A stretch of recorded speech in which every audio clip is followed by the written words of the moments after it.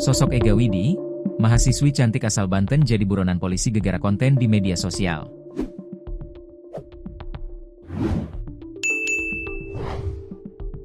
Seorang mahasiswi cantik asal Pandeglang, Banten, menjadi buronan polisi setelah mengunggah satu konten di media sosial.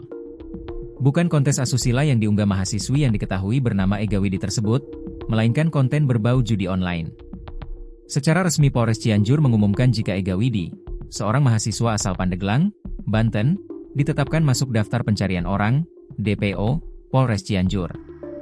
Ega Widi diduga terlibat dalam tindak pidana yang berkaitan penyebaran informasi bermuatan perjudian dan pelanggaran terhadap UU ITE.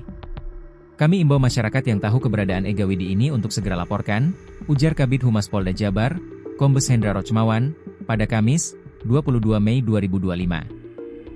Dalam surat DPO nomor DPO 34 V Res 1 24/2025 Satreskrim, disebutkan yang bersangkutan diduga menyebarkan konten yang mengandung unsur perjudian lewat media elektronik, serta ikut mengajak masyarakat untuk ikut serta dalam aktivitas ilegal itu.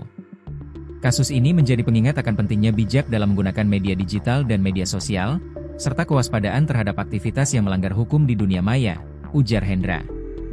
Ega Widi diduga telah melanggar pasal 45 ayat 3 Jo pasal 27 ayat 2 UU nomor 1 tahun 2024 tentang perubahan kedua atas UU nomor 11 tahun 2008 tentang ITE, serta pasal 303 ayat 1 ke 1E dan kedua KUHP.